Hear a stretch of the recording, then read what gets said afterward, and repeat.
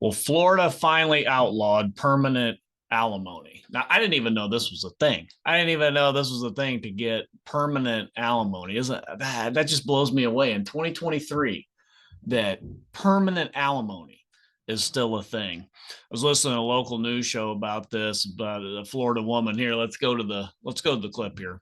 Well, I'm really disappointed because I'm a Republican.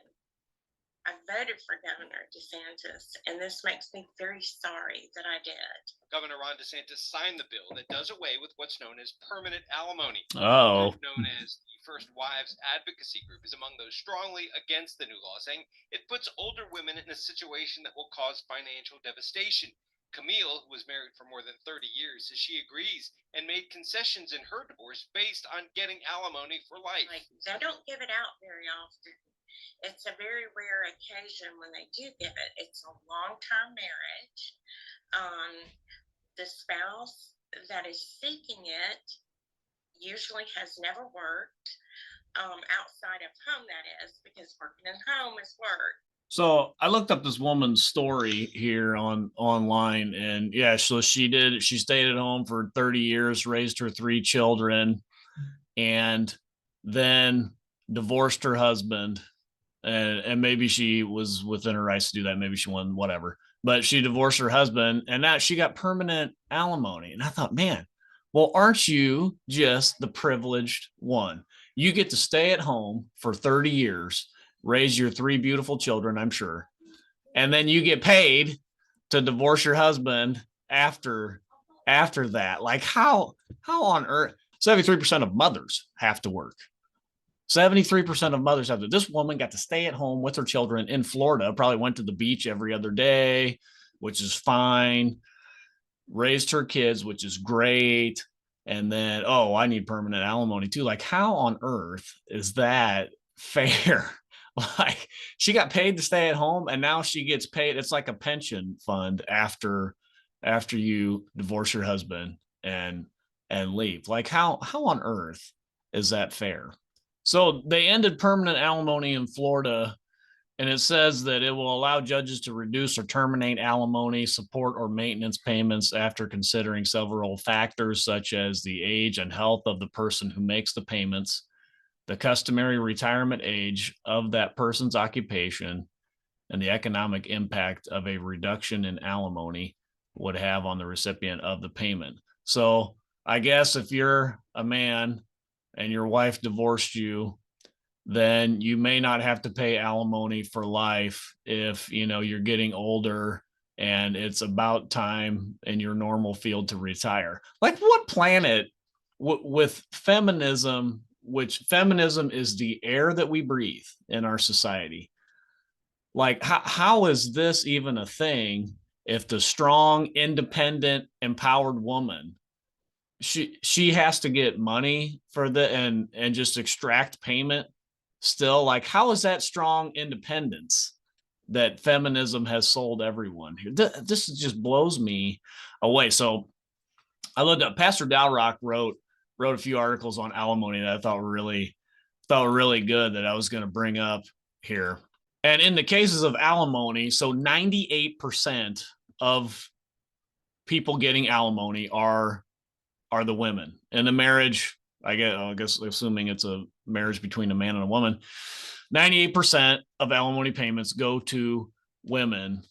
And that is, this data is a little old, but in 2015, that was $12.3 billion. It's probably more now. $12.3 billion in alimony payments. Now, this isn't child support. This is separate from child support. So if you have a family paying for the children that you have, that's okay. But this is just alimony. $12.3 billion goes to the wife 98% of the time.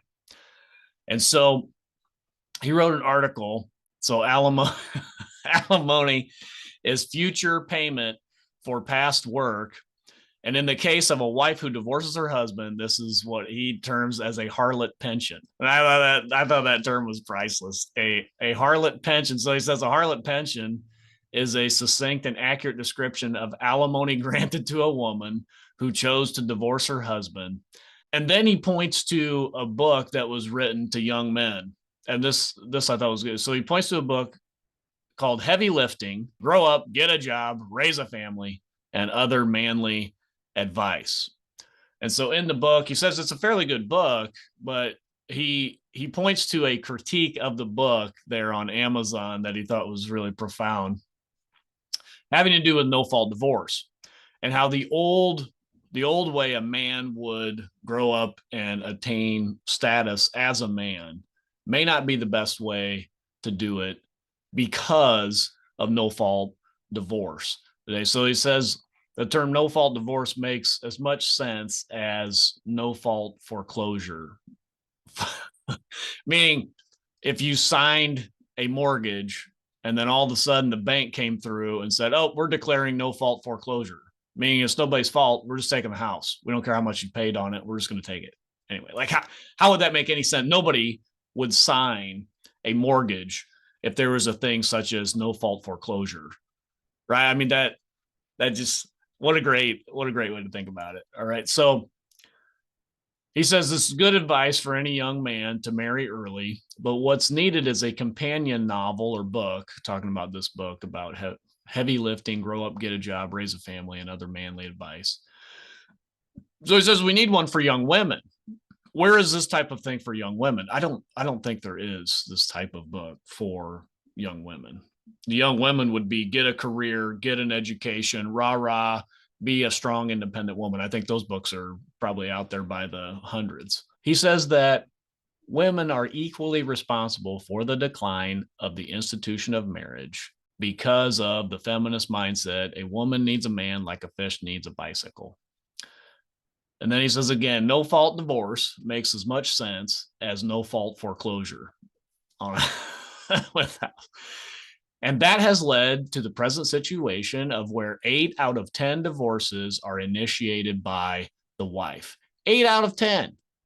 So if you have the idea that I need to grow up, get a job, raise a family, and this is good manly advice, keep in mind, 8 out of 10 divorces because of no fault divorce are initiated by the wife. And that's pretty sobering.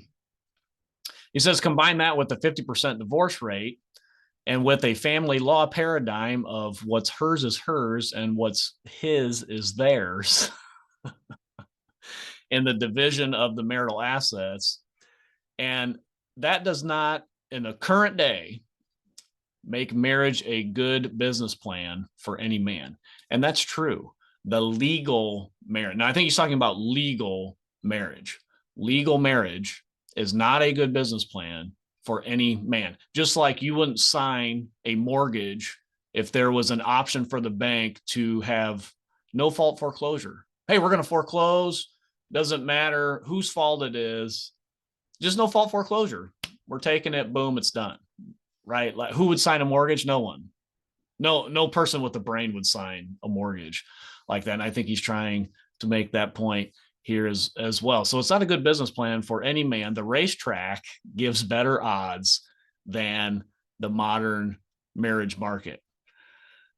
That's pretty sobering. That's pretty sobering to think about. And this permanent alimony is one more example of that. I just can't believe that in 2023 you can still get permanent alimony. Well, I guess until now they finally got rid of it. Well, hey, if you're liking this content, give me a like, subscribe, give me a comment. What do you think about this with permanent alimony? It just blows me away. I have a good friend that his wife, they were married for like 15 to 20 years, had 4 kids together. They adopted kids together. And then his wife decided, hey, I'm not happy. I'm going to run off with somebody else. So she did. And he's got to pay her in alimony $3,700 a month.